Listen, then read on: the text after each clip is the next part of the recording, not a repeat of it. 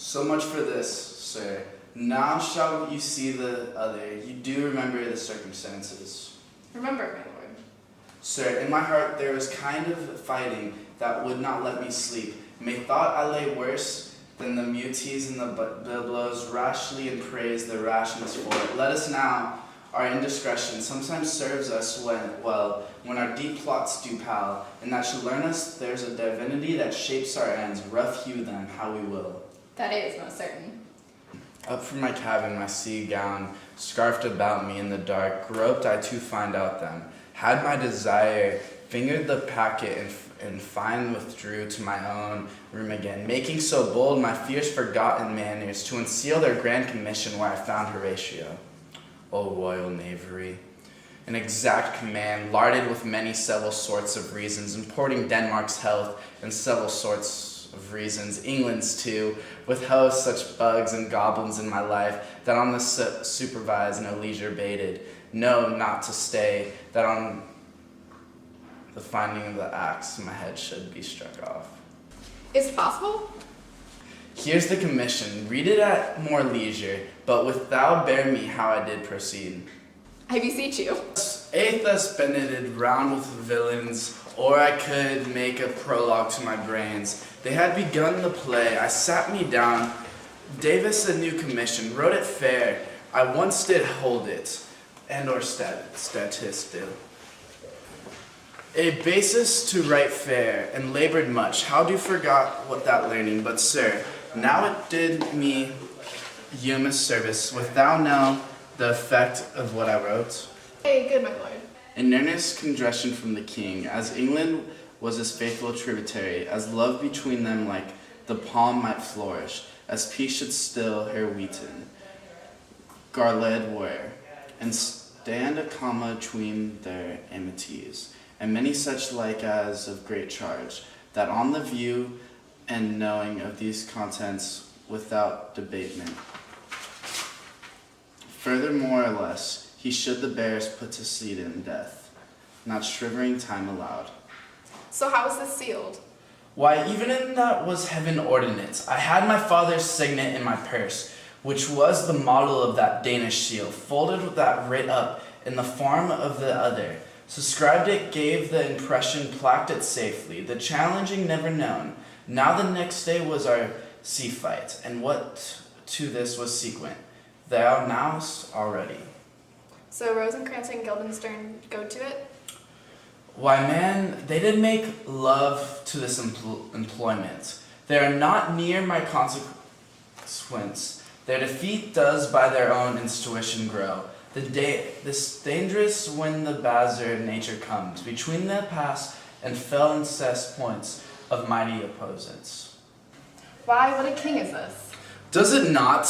This and these stand me now upon, he that hath killed my king, and word my mother, pooped in the between the election and my hopes, thrown it out his angle from my proper life, and with such cognate it's not perfect, consequences to quit him with this arm, and it is not to be damned to let this canker of our nature come in further evil.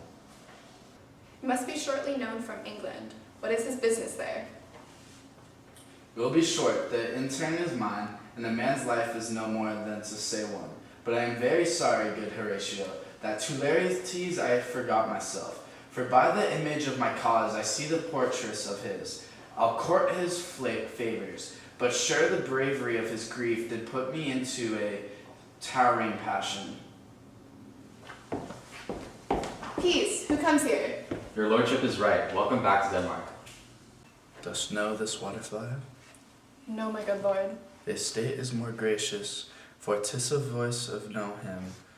He hath much land and fertile, let a beast be lord of best, and his crib shall stand at the king's mess. 'Tis a chuff, but as I say, spacious in the position of dirt. Go. Sweet lord, if your lordship were at leisure, I should impart a thing to you from his majesty. I thank your lordship, it is very hot. No, believe me, 'tis very cold, the wind is motherly. It is indifferent cold, my lord, indeed. But yet methinks it is very salty and hot for my complexion. Exceedingly, my lord, it is very sultry. As 'twere, I cannot tell how, but my lord, his majesty bade me signify to you that he has laid a great wager on your head. This is the matter.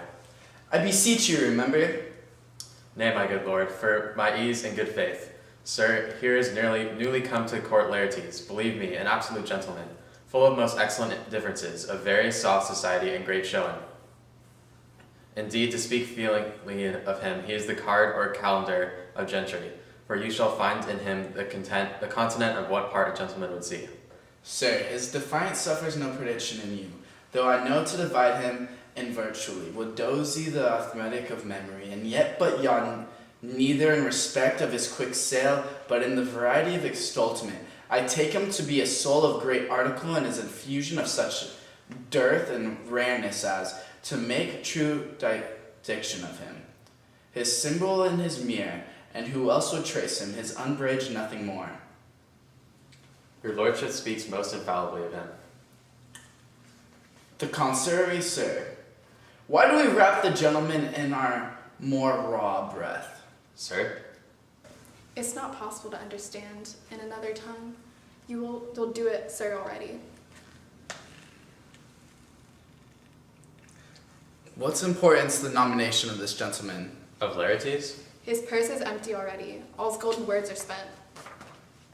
Of him, sir? I know you are not ignorant. I would you did, sir. Yet in faith if you did, it would not much approve me well, sir. You are not ignorant of what excellence Laertes is. I dare not confess that, lest I should compare with him in excellence, but to know a man well where to know himself. I mean, sir, for his weapon, but in the imputation laid on him by them, in his need he's unfellowed. What is his weapon? Rapier and dagger. That's two of his weapons, but well.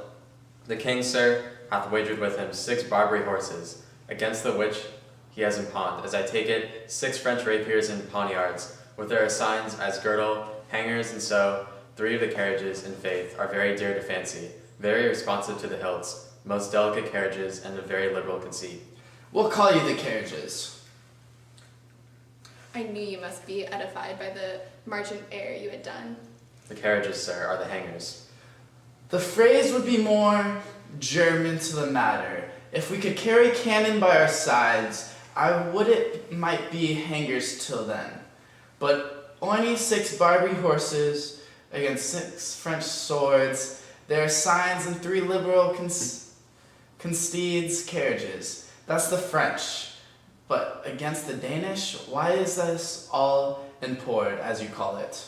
The king, sir, hath laid that in a dozen passes between yourself and him, he shall not exceed you 3 hits. He hath laid on 12 for 9, and it will come to immediate trial if your lordship would vouchsafe the answer. How if I answer no? I mean, my lord, the opposition of your person in trial. Sir, I will walk here in the hall. It is please his majesty. It is the breeding time of day with me. Let the foils he brought, the gentleman willing, and the king lord his. Purpose I will win for him, if I can. If not, I will gain nothing but my shame in the odd hits. Shall I re-deliver you even so? To this effect, sir, after what flourish your nature will. I commend my duty to your lordship. Yours was. He does well to commend it himself. There are no tongues else forth's turn. This lapping runs away with the shell on his head. He did comply with his dug before he sucked it. This has he, and many more of the same beavy, that I know that dozy age dotes, on only got the tune of the time, and outward habit of encounter, a kind of yesty collection which carries them through and through the most fanned and windowed opinions, and do not blow them to their trial and the tuples are out. My lord, his majesty commanded him to you by young Ostrich, who brings back to him that you attend him in the hall. He sends to know if you pleasure hold to play with Laertes, or that you will take longer time. I am constant to my purposes. They follow the king's pleasure. If his fitness speaks, mine is ready now. Or whenever it is provided, I be so able as now. The king and queen and all are coming down. In happy time. The queen desires you to use some gentle entertainment to Laertes before you fall to play. She won't stress me. You will lose this wager, my lord. I do not think so. Since he went into France, I have been in continual practice. I shall win at the odds, but thou wouldst not think how ill I was here about my heart. But it is no matter. Nay, my good lord. It is but foolery, but it is such a kind of gain-giving as would perhaps trouble a woman. If your mind is like anything, obey it. It will forestall their repair hither and say you are not fit. Not at wit. We defy augury. There's a special providence in the fall of a sparrow. If it be now, 'tis not to come. If it be not to come, it will be now. If it be not now, yet it will come. The readiness is all, since no man knows aught of what he leaves. What is it to leave the times let be?